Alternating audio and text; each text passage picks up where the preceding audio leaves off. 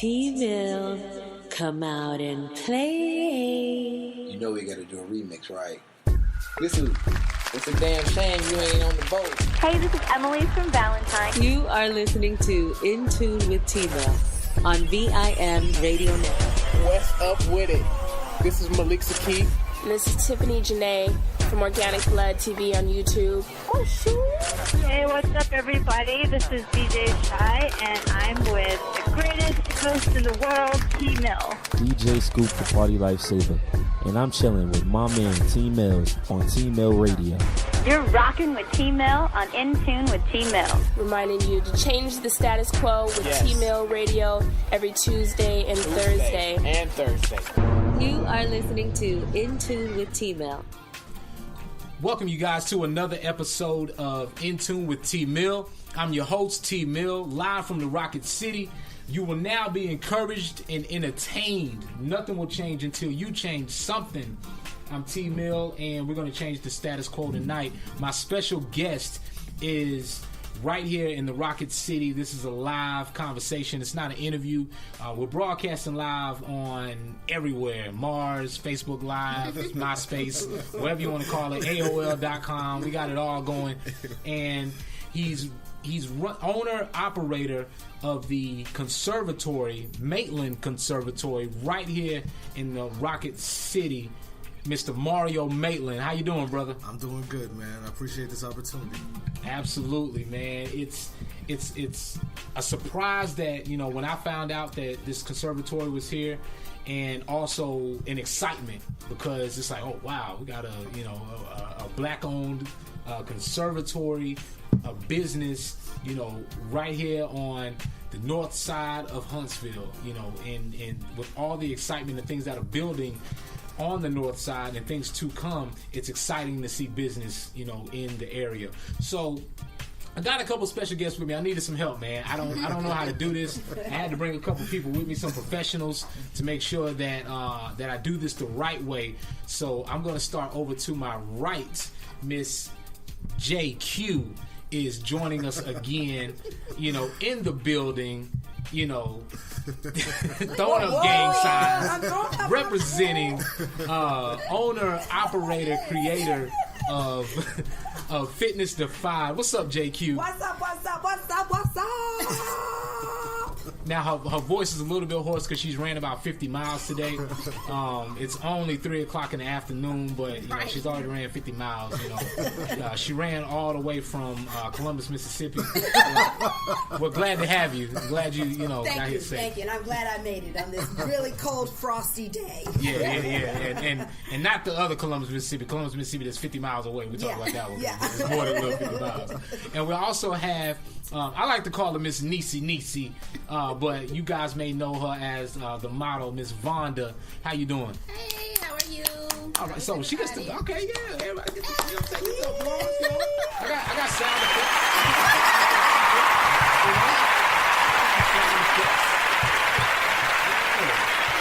And then of course we have the incomparable, the almighty Mr. Marcus Sims of WJAB FM 90.9. What's going on? Hey, I'm happy to be here, T-mill. I'm glad this is a paid event for me. Anytime I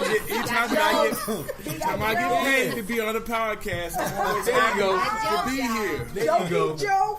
Well, hey, I'm glad y'all take Google Play, Google Pizza Money, because we can definitely do that. Get some Domino's pizza something going on. All right. So we're here to talk with. We had to have a conversation with Mario Maitland. We're also live on Facebook. Thank you guys for watching. And if you guys can't hear us, and I know I'm talking to y'all over there, and I'm over here by the mic, but you got to listen to the podcast. Subscribe to us on SoundCloud.com/Paradox East, or search In Tune with T-mill on iTunes, Google Play, wherever you're listening to your podcast. And if it's not there, call them up, ask them why, and I'll take care of the rest. So we're talking about a conservatory, and For those that don't know, what is a conservatory? Because I'm gonna tell you what I thought a conservatory was. I'm just gonna put myself out there for you. That's all good. I thought a conservatory. I got it misconstrued with the observatory. Oh, Okay. wow. So That's as all a right. kid coming up, and I was learning about music, and I heard conservatory, I was thinking, okay, well that's a conservative observatory. Great. Fine. So, little did I know I was long, but tell us what a conservatory is. Well, the actual definition of a conservatory is a place of intense study. So, as far as Maitland Conservatory, this is a place of intense study on your preferred genre or your specific educational area.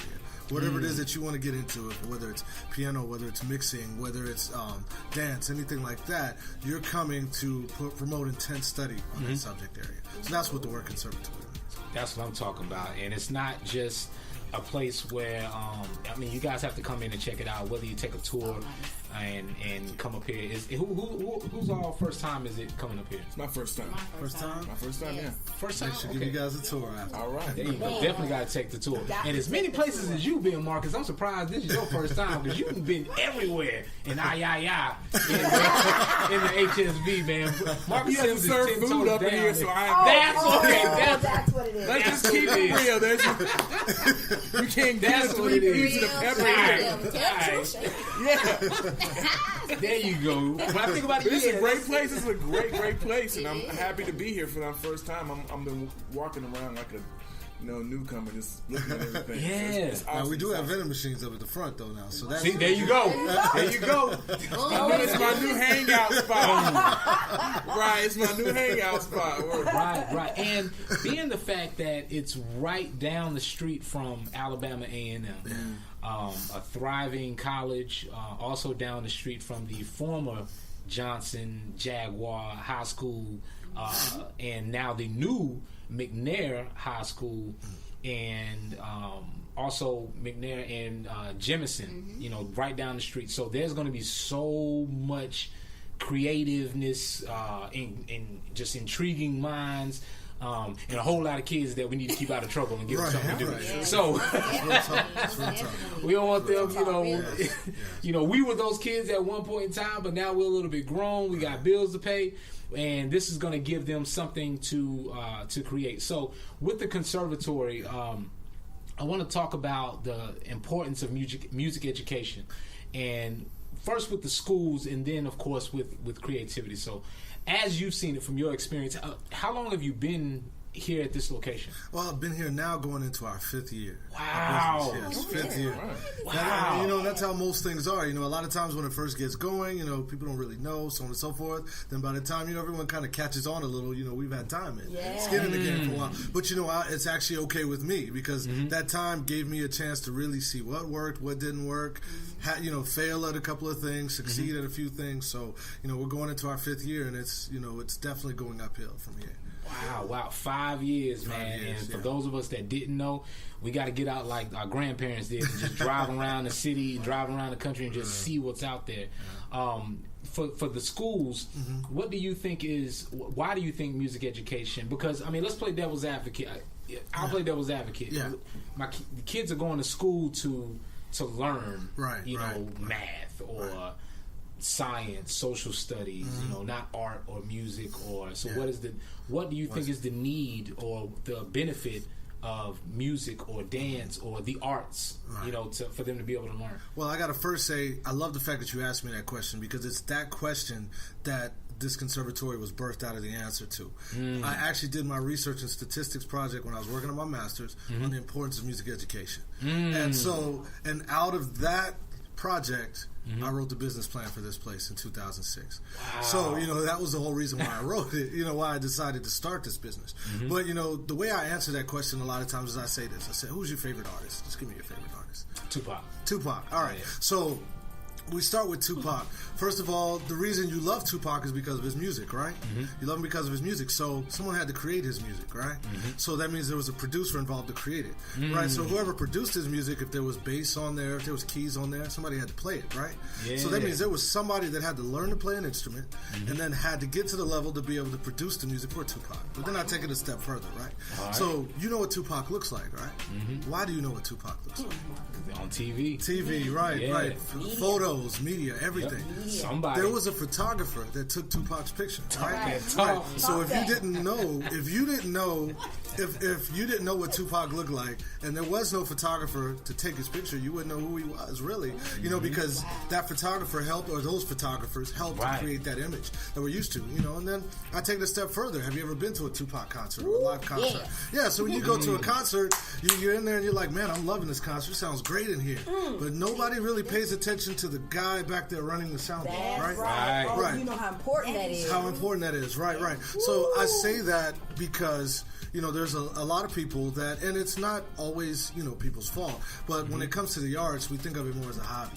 It's not really considered to be, you know, a lifelong career. Well, you just named about 40 jobs. And I haven't even named all of them. Right. In the arts. Pertaining to one small entity. Exactly. Is connected. Everything is connected. When it comes to the arts are so extremely important. Without the arts, we all have those artists, those songs that we say, man, this song right here used to take me through this time. We have all that, but my thing is without those artists, without those people that do those jobs, we wouldn't have those moments in life.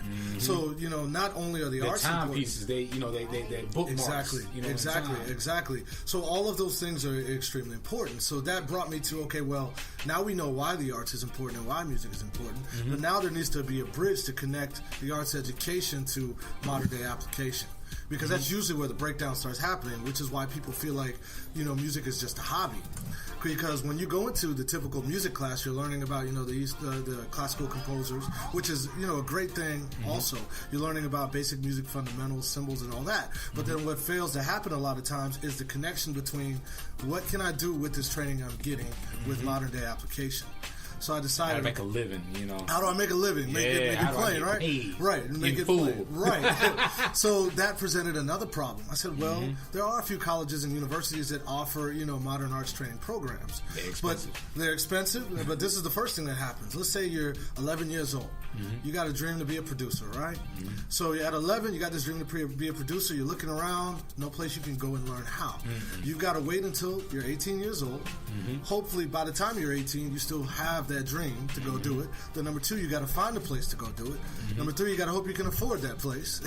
Number 4, you got to hope you want to go to where that place is, because they're very localized and specialized in certain areas. I believe the best time to go after your dream is at the point of inception. So as soon as you feel like, I want to do this thing, you should be able to go after it right away. And it was out of that concept and out of those answers that the Maitland Conservatory was birthed. I believe that when you have a dream, now is the time to go after it. That you shouldn't have to wait and do this, because, you know, we all know what happens sometimes when there's too much time in between. You know, that point of inception. You get discouraged, you decide not to, blah, blah, blah, all this certain stuff like that. I mean, just to be a little personal for a minute, this conservatory kind of came out of one of those moments, because I started getting discouraged. And it's like 2012. And I was like, you know, I'm really trying to start a school. How are we going to do this? You know, so on and so forth. All these little thoughts start creeping in. You start thinking about, well, maybe I need to move here. Maybe I need to do something else. So on and so forth. And one day I was just riding by and happened to see a number out there saying space for lease. I said, you know what? If I say that the best time to go after something is at that point of inception, you know what? I just got to step out there and do it. Just do it, man. And I called the number, and the rest is history. So there you go, man. That's what's up, man. Give it up, man. Give it up. You know what I'm saying? Not waiting, not procrastinating. Right. I have a saying that I say all the time, and it makes me a little scatterbrained, but inspiration is impatient. You know, you always when you know right when you have to do it. Absolutely. At that moment that you're thinking about it, when you're that fresh, you know, on your mind, and when you're wanting to do it the most. I want to go around real quick. I want to ask you guys of a song that when you think about this song, you know exactly what year it is. No. Think about it. It's too many. No, I just if a song comes on the radio right now, you know exactly what you were doing, where you were at, what year it was. Ooh, I showed you. Or if you're like me and you forget what grade you were in 94 or where you were living, you can hear a song and say, oh yeah, because that song was out when I was in 6th grade. So, you know, music keeps a time, and I'm wanting to know where some of you guys book my song. See, they already jigging, and they already got their thing going. So we're gonna take it to the right. We're gonna start with Miss JQ. What's because you're already vibing. What's the song you got in your head? Salt and Pepper's Push It. That's it. It was my first real concert in America. It is the first concert that I really got to go to in the United States of America. And my father took my friend and I to the Push It, to the Salt and Pepper concert. We dressed alike. Oh, wow. Boy, we had it going on like popcorn and chicken bone. And we thought we were Salt and Pepper. Wait. What chicken bone? Like popcorn chicken bone. I gotta steal that one too. Definitely. Yes. Wanda, what's your song without the chicken bone? Okay. One of my favorite songs, and it's by the artist. He is deceased now, but Pimp C. One of my favorite songs was "Riding Dirty." Good song. That was a good one. At the lunch table, spitting it, just. Oh man, get it, everybody. I was at Johnson at the time. Shout out to JLJ and my people. Okay. Just at the lunch table, just killing it, just having a good time. But that was my first song that actually my brother put me on. And it's just been my first song ever since. That was a good brother.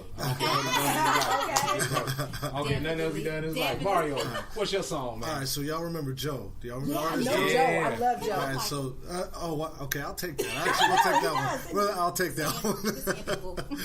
That takes me back to the 11th grade because I was at this program called the Governor's Honors Program, and we got to stay on the college campus for a couple of weeks or whatever.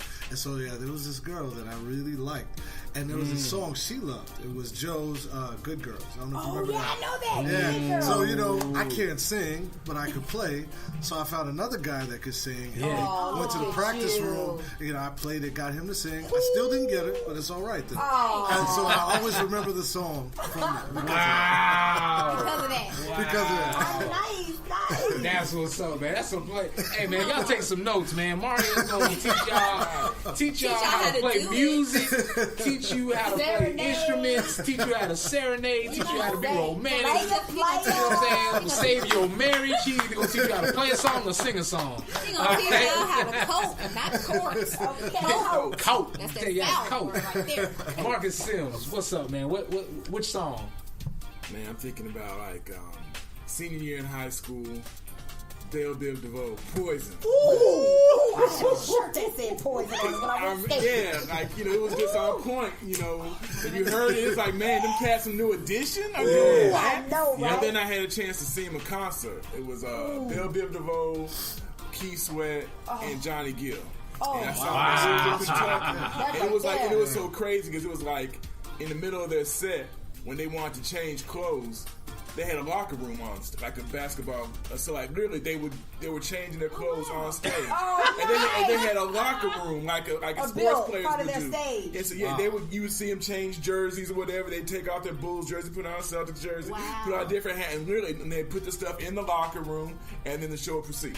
Oh, wow! And it was like, that's dope. Somebody need to do that like now. So when I go on tour, that's what I'm gonna be taking. You take a locker room. Right. I gotta do the locker room.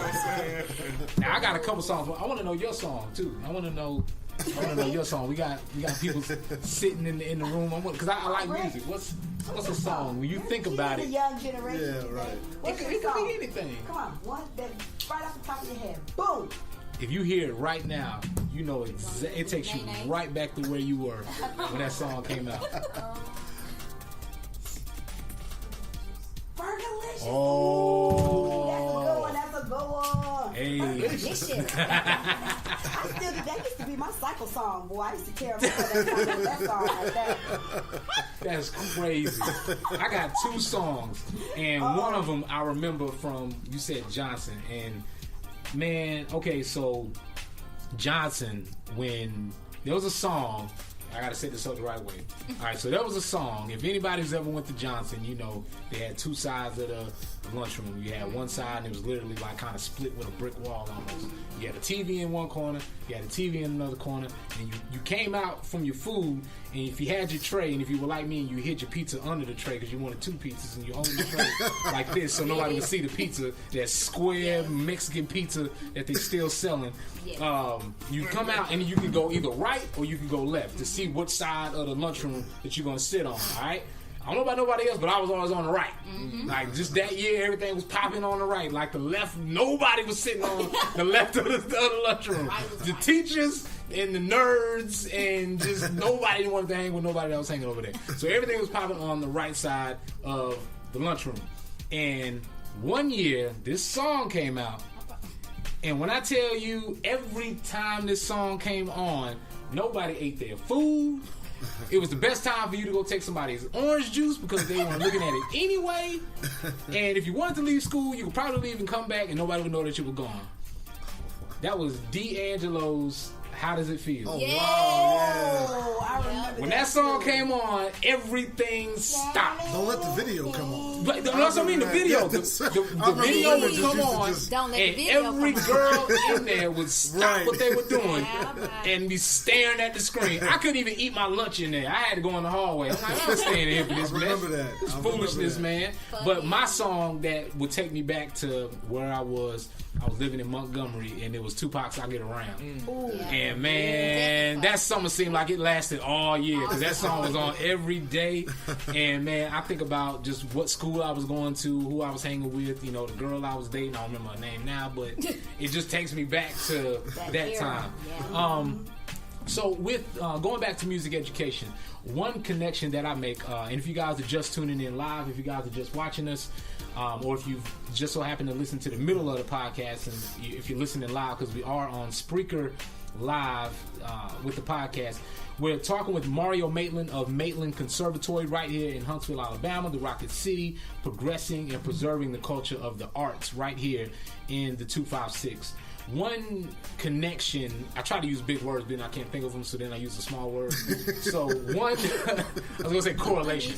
So one connection that I always make with students or with school and arts is because a lot of people try to discredit the arts as a whatever, you know, just like we talked about earlier. And one thing I found is, I think, I could be wrong, but it seems as though a lot of kids that are really great, or they understand math, or they're just phenomenal in math, they can do numbers in their head, they understand formulas, so on and so forth. Those are probably they're some of the most prolific, like, you know, artists, musicians, but then on the flip side of that, they also have the most problems in school. They can't sit, you know, in a room and listen to instruction and get it.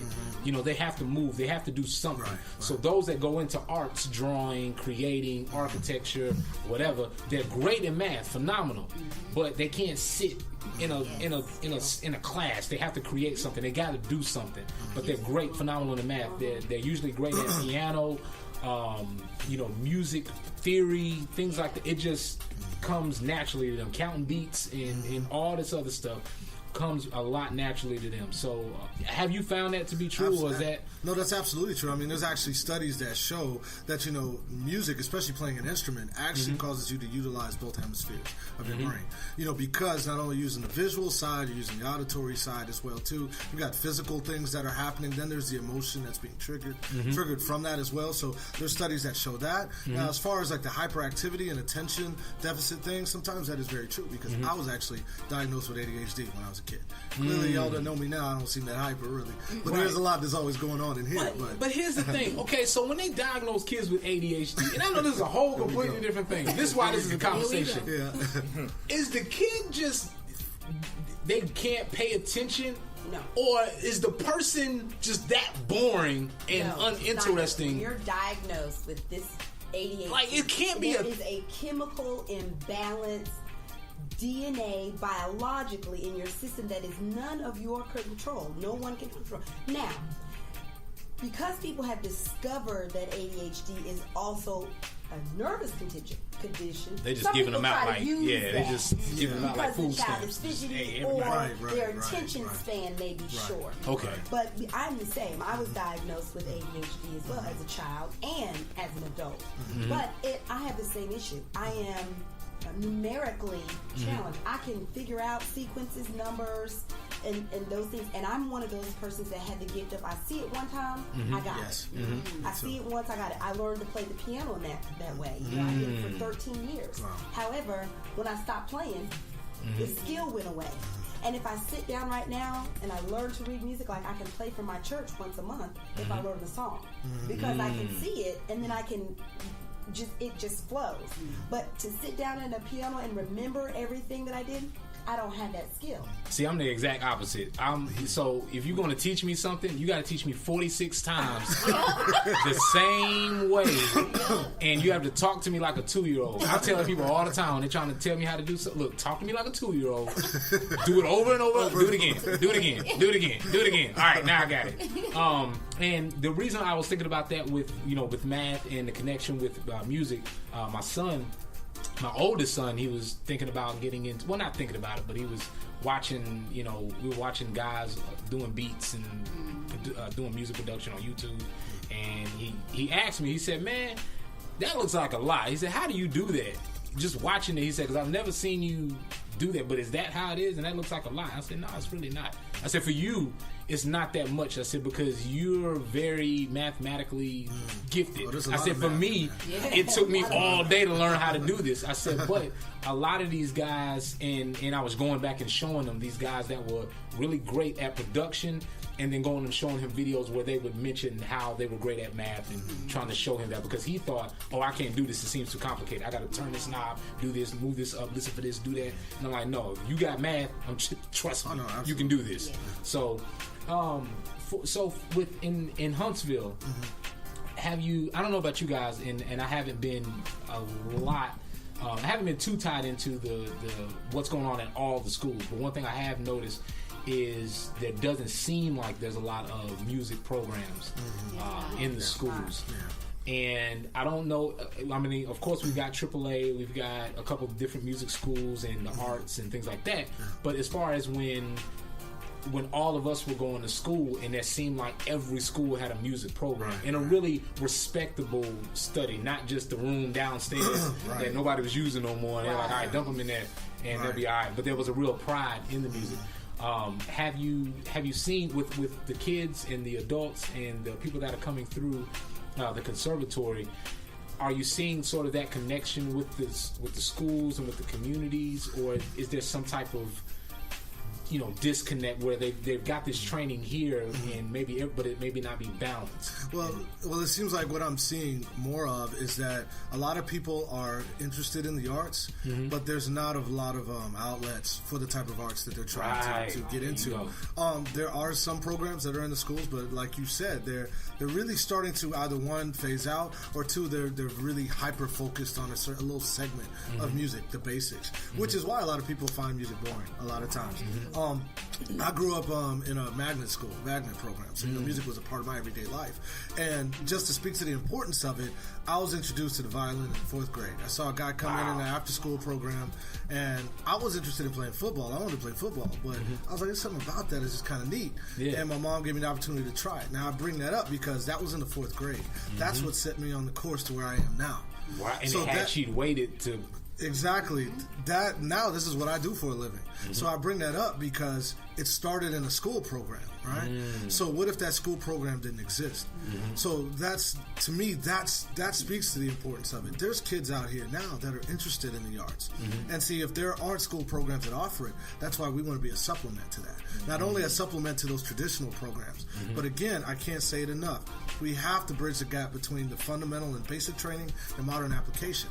Kids are using iPads and laptops in school. Right. That's what they're using for books now. Right. So why is it music moving in the same direction, right? Why is it that we're still stuck in, okay, we learn about Beethoven, we learn about Mozart, this is a treble clef, this is a bass clef. There's got to be more to it than that. Well, you know there is why? more to it. Because, you know, a tablet and a phone or a computer, they can tell them press play. If they start bringing in music programs, that means I actually have to teach you something. Now, if they would figure out that there are programs online that you can click and press play and let the kids do that, but I think because, and there could be another reason, but also I think even art, you know, just drawing or visual arts, that there doesn't seem to be any outlets again for kids to learn how to draw, learn how to. My kid didn't know who Bob Ross was. I put him on Netflix and was like, yo, this white dude with the afro used to come on Saturday mornings and would draw trees. Teach you how to draw. I learned how to draw from Bob Ross. You know, he was the coolest, hippiest white guy I ever met. But man, the fro, what? Fro like Angela Bassett or something, you know, Angela Davis. And Bassett. Right, and Bassett. Bassett looks a little better. But never mind. But, you know, I was going to ask Mario, though, it's kind of interesting because, you know, they're, you know, in the bridging the two worlds, you know, you want the kids to know technology. Yes. You want them to know how to do all the stuff on the computer and to do all the stuff, but you also want them to know the arts. Absolutely. And I think sometimes, from my opinion, especially in Huntsville in this area, because it's such a technological boom or whatever, know the computer, know all this and know all that.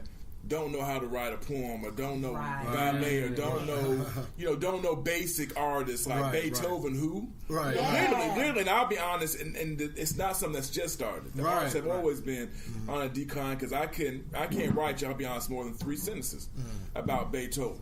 That's just how it is. It was not pushed, but it was pushed to me to know how to set up a computer, how to download something. You better learn how to this. How do you bridge the gap? Because it seems like those kids don't. And it's like it's not being taught, and you do want them to know it. They do need to know it, but. And then they're also taught the arts don't make you any money. Yeah. Man, why should I do that? My daddy make 100,000 program computers. You know, how much money you gonna make really strumming a guitar? But and again, even show with them, that, you know, with Timbaland and all these other guys making 300,000 for a beat. True, you that's know, true. I mean, that's a beat. You know what I'm saying? Right. And that's where the kids, I think they misunderstand because they think that the artist is the one that's making the money. And that's not the that's truth. where they get confused. They want to be this great rapper. But they don't understand that behind that rapper is where the education. He has to have the education and the knowledge to know that he needs a producer. He needs somebody to write the tracks. He needs somebody in the marketing and media department. He needs, you know, this, that, and the other. Attorneys, everything. Right, because it's not just the rap. And that's where our kids these days, this is where the conservatory brings in, because again, the conservatory teaches you the specifics of what you need. Concentrated specifics of what you need to be a piano player. Not just how to be a piano, not to read the music, but to understand the concepts of what it takes to be a piano player. And then we take it just a step further from that, and we set it up in a matriculation type of environment where, okay, you're learning this, and you learn all these things, and then we say, well, on top of that, now with what you've got, you can do this, that, and this. So I tell you what, we offer this, that, and this. Let's take you to this now. Let's show you how to go and do this, and this is what you can do with it. I mean, when you speak of bridging that gap again, why learning about Beethoven, why learning about the traditional arts is important. I mean, there are careers that focus on that. You take movies, for example, film composers. Well, that's just the person that's writing the music for the movies, but there's also that person that writes music for video games. The person that writes music for commercials. Take it a step further. There's orchestrators that take the film composer's music and put it to paper. So there's that. That's where your music theory knowledge comes in.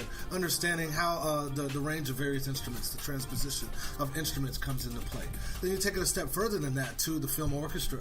They have film orchestras. People who they play the violin in film orchestras. That's what they do. They play the trumpet, the trombone, trombone and film orchestras. That's what they do. Paid. And they get paid quite well for that. And they get to play on movies like Inception and Fast and the Furious and Avengers and all that. So again, it's partly, we have to make sure that these programs are not just hyper-focusing on one or the other, on the technology or on the traditional, but that they're focused on bridging and showing this works with this. You need both. Just like with my ear training piano students, I teach both ear training as well as how to read. And a lot of them come in and they say, I want to learn how to play by ear. That's all I want to know. I say, okay, that's great and all, but when I teach you how to do this, when I teach you the theory behind it, you're going to be able to play ear by ear even better. Wait. You can teach. Wait. Yes. Where was this when I was? Because I learned how to play by ear. Not to cut you off. No, you're right. You teach how I teach how to play by ear and then by tradition. Exactly. Man. Yes. I learned That's how to what I'm play by talking about. ear before I did with music notes. Yes, it's definitely a way. There's a way to do it. I mean, I can teach you to listen to a song and without touching the piano be able to play that song.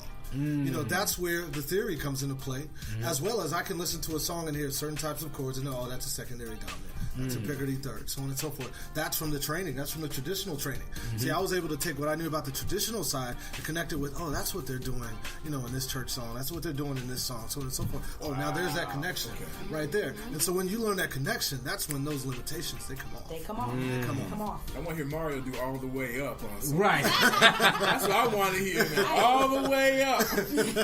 All the way up. Nothing can stop it. That's what I'm talking about, man.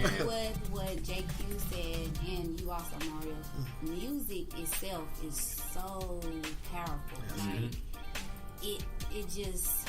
Music makes babies. It can do a lot. It's a It does. It starts wars and stops wars. It is. I mean, you could be having the worst day, and you just put on somewhere. You hear a tune in your head or whatever, and it calms you down. Music can take you so many places. And like I was telling my oldest son, he's one of those that because music is in my blood. Like, I mean, I come from a family of music, and mama was a singer. Dad was a singer, drummers. I mean, all kinds of stuff. So it's in me.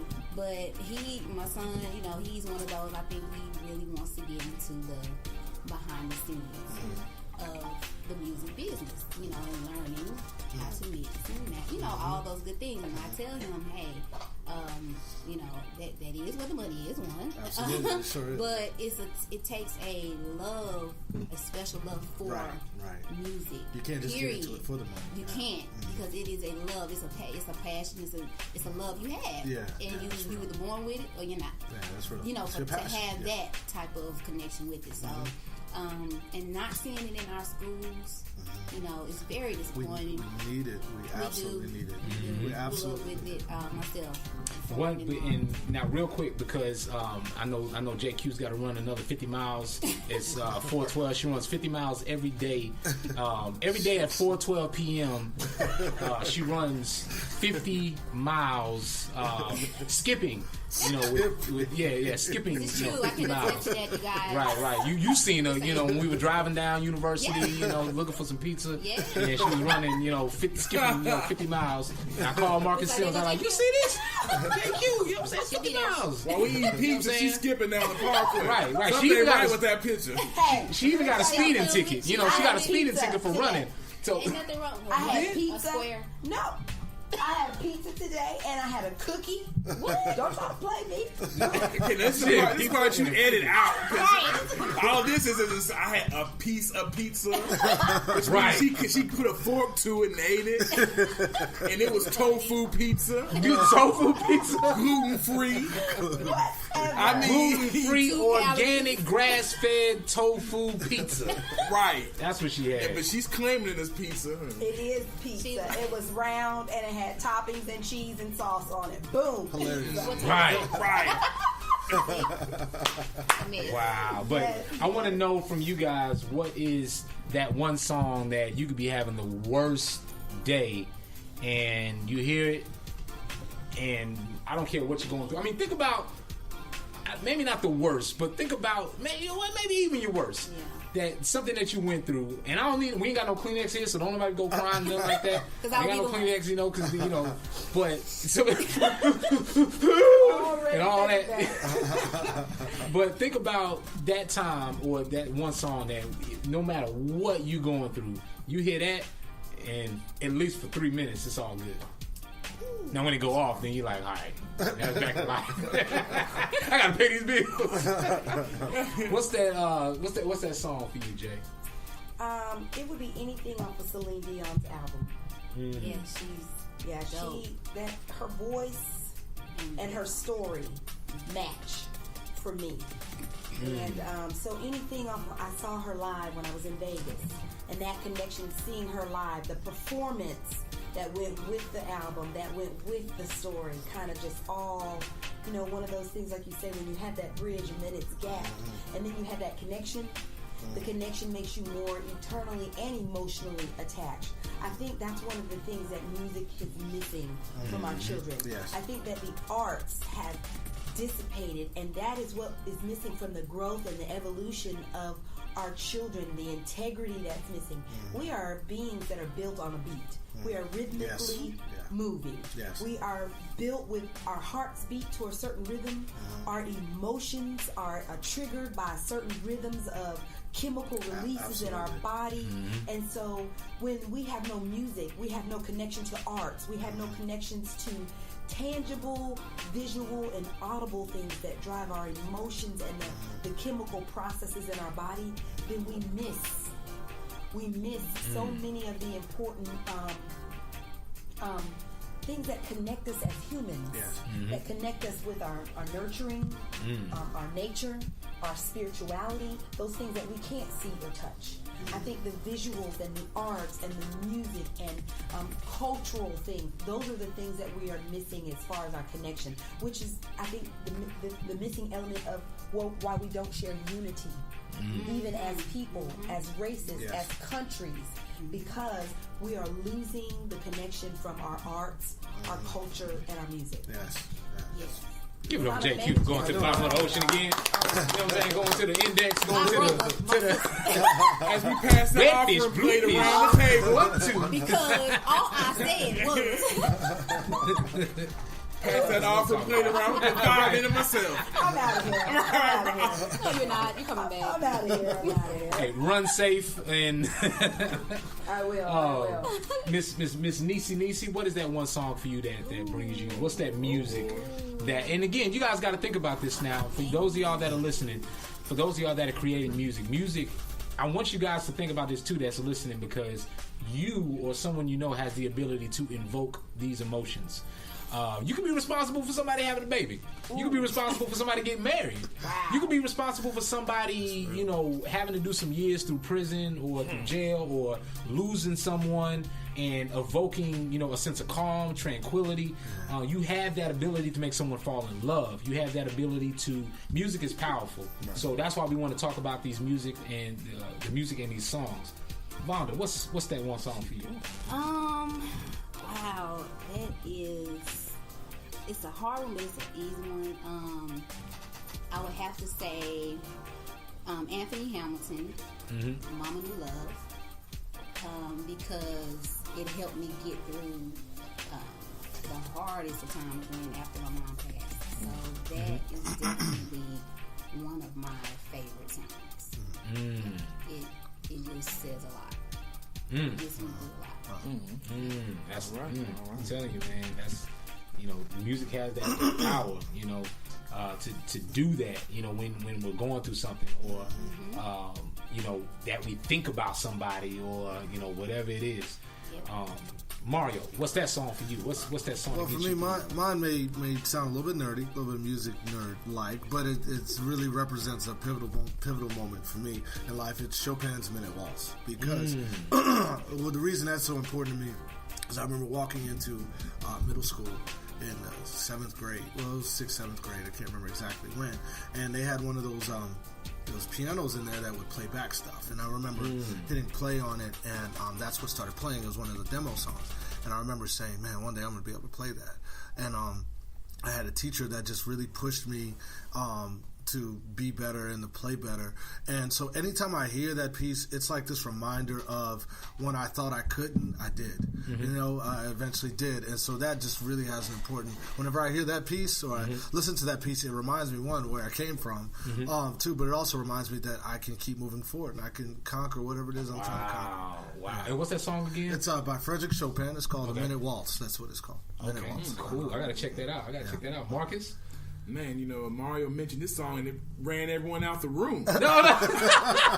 You're supposed to say Earth, Wind, and Fire or something. I know, right? That is Frankie Beverly the name. whole vibe. He said Chopin, everyone have ran out the room. That's dope. That's dope. But you know, Mario, there's so many different forms of music that we say hip hop, and we look at R&B. But you know, to me, I'm just gonna say it's the perfect album would be Bob Marley's Legend. Oh man, because it's everything that you need. You talk about baby making, well, he's got songs on there. You talk about songs that deal with the struggle we have as a people. It's on there. You talk about just getting up and dancing, he's got that on there as well. And I think to me, so I always gauge someone, man, if you don't have like a Marley album in your collection, it may not be out front, but if you don't have something of Marley in your collection, I question your ears. You know, I question your ears because if you don't have something in there that just, because you know, Waiting in Vain, No Woman No Cry, Redemption, like redemption song doesn't make you stand in place for a moment, man. You know, so it's like one of those things where you're thinking about it, like that's like the album, you know. It's like, I mean, and it's a compilation, but of all this stuff. But I think it's still so cool because it's like everything you could want. Like if you want to get pumped up or the whole nine. Like it's one of those albums where it's like, I would say that album. Yeah.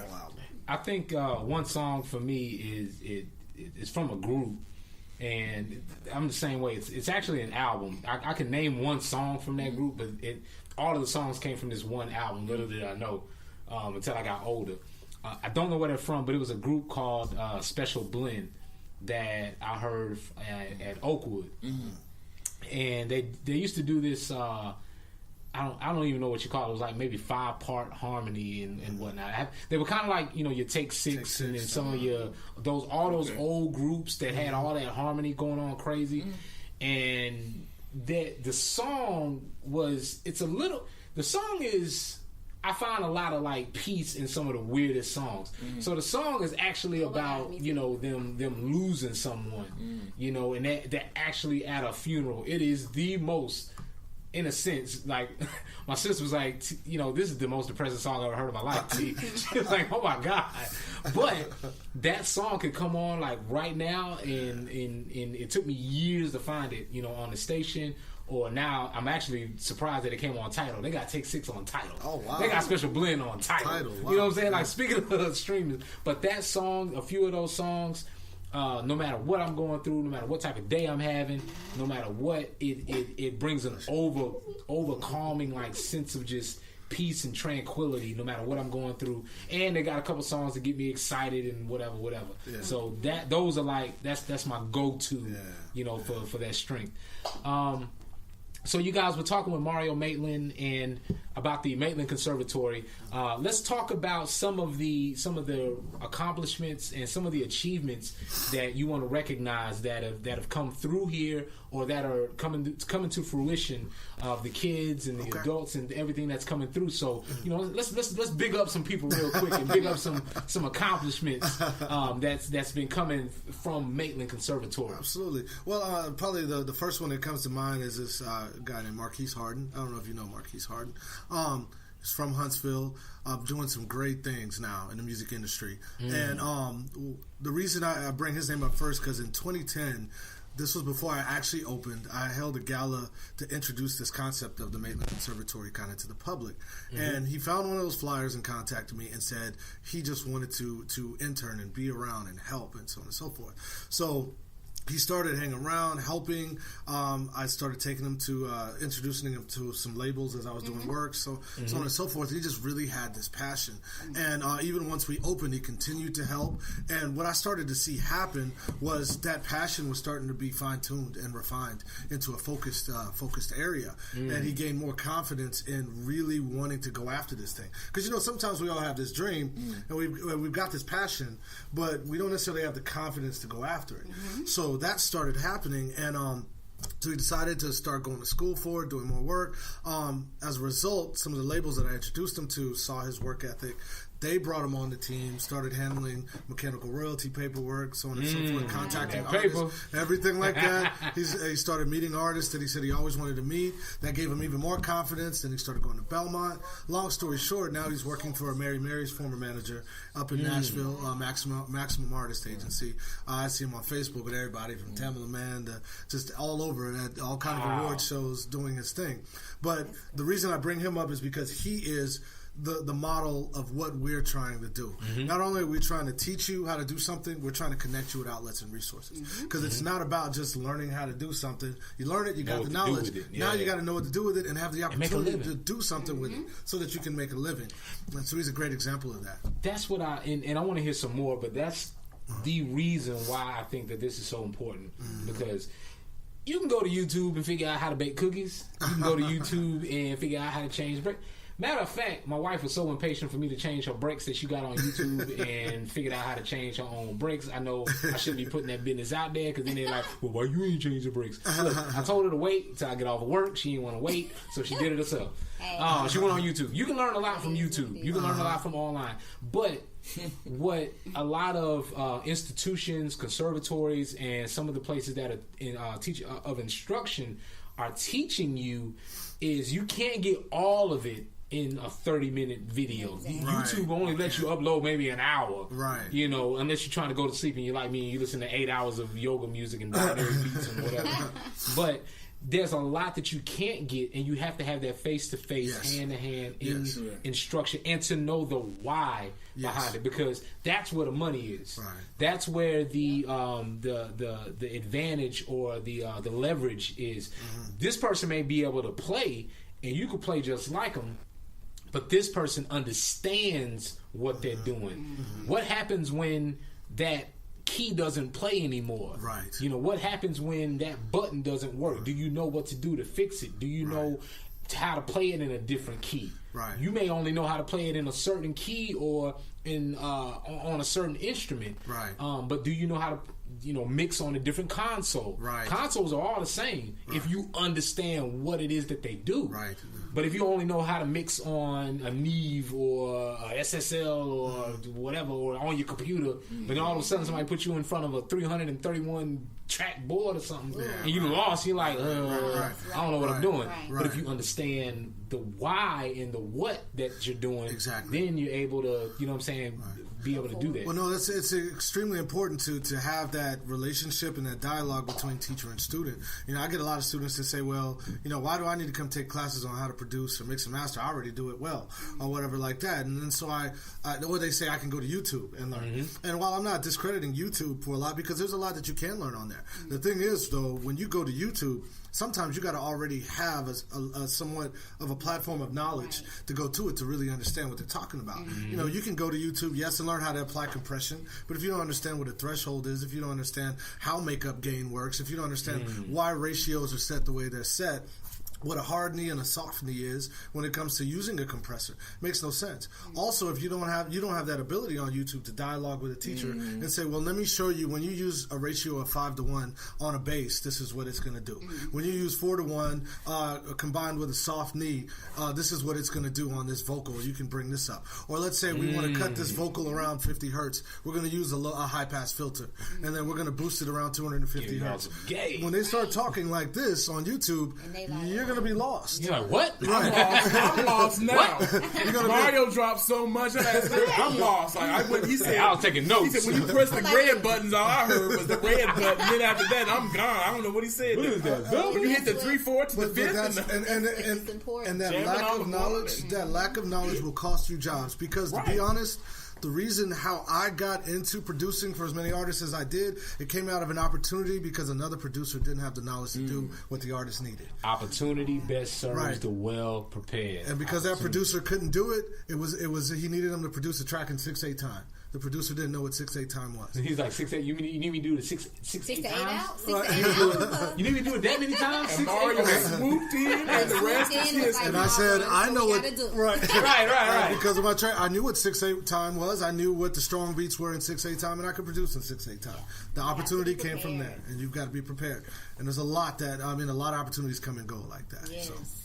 So for those that are just tuning in, and for those that are wanting to get in touch with you, how can they get in touch with you? Where can they find you online to learn more about the Maitland Conservatory and learn how to make some paper out of their creativity? All right, how can they get in touch with you? Well, definitely. There's a couple of ways. You can give us a call here at 256-715-1170. Our office hours are 3 to 6:30. Now, yes, I am here before most days, but those are our advertised office hours as far as when admin is in the office and everything to answer all your questions. You can also go to our website, which is www.themaitlandconservatory.org. You can find everything, a list of all of our programs that we offer, even special classes that we have coming up. We do a lot of free workshops, especially in the music business area. I can't stress enough how important music business is. Understanding how publishing works, understanding how copyright law functions, all of those things. Because that's where the money is made. And you definitely want to know that, or else you're missing out on a whole lot. Right. You can contact us that way. You can also email us at info@themaitlandconservatory.org. If you want to stop by and just come and check out our facility, we're 5045 North Memorial Parkway, Suite F. I always use the landmark of the Bojangles on the corner. There you go. With the Bojangles on the corner of Winchester and the Parkway. Yeah. Then the Animal Hospital's next to that. We're in North Rim Plaza right next to that. So you can find us right in here in Suite F. No excuse. Yep, and they got a vending machine up front. And we got a vending people machine. Like me and Marcus Sims that didn't know this place existed. Word up. I got to get my Cheetos on. Word up. You can also find us on Facebook, too. Look up the Maitland Conservatory.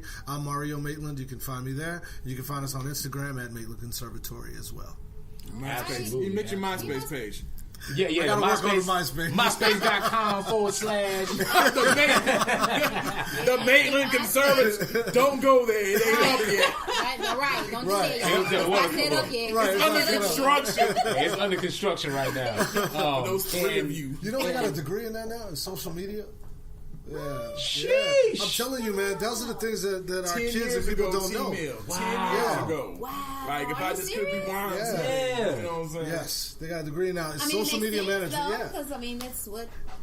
That's what's happening, and it speaks to that whole connection between the traditional and modern application. Wow. They're taking that business model and applying it to social media usage. It's a degree. Makes sense. Yeah, so. I mean, people are making money and making businesses, making a living. There are jobs now that are out there. If you look online, and I hate when I hear people say, "Nobody's hiring. I can't find a job. There ain't no job out Why you doing the voice? I don't know why, because it just sounds like that. Whining like that. When they talk, that's just how it sounds, because they're in Huntsville, Alabama. No matter where they are, I don't care where they are. I'm like, we're in the day and age. There used to be a time when you could say that maybe there's no jobs. All right, but the internet came and killed all that. Yep. And that was, years ago. Let's just say, okay, you didn't have the internet then. Now everyone has the internet. There's jobs out there for social media, marketing, anything you can think of almost. Oh, yes. Legally. Let's put that legally. Legally. There's about a job for everything. Creating. Yeah. There's a job for people to stand in line on Black Friday. You can hire somebody to stand in line to take your place on Black Friday, so you don't lose your spot. You don't have to sit outside for 5 hours. You can pay somebody to do that. Yeah, for someone that takes that job, just for the record, you're petty. if you hire someone to do that, you're petty. You're utilizing resources. You are driving the economy. Absolutely. You are driving commerce. Marcus the Grinch, but this brother could be at home, but he is out standing in the cold for you. For that TV. I'm gonna connect. See exactly what y'all say. I'm gonna connect it to music real quick, to a career that a lot of people don't think about. How many of y'all play video games? play basketball games, right? Play a basketball game. As the player is running up and down the court, you hear a shoe squeak, the ball hit the ground. When he's dribbling, you hear all that. There's a job for that. It's called sound design. There's a person that just puts sound effects in that does Foley recording, where they go out in the field. Foley artists, and just collect fresh sound. They collect the sound of a room with nobody in it.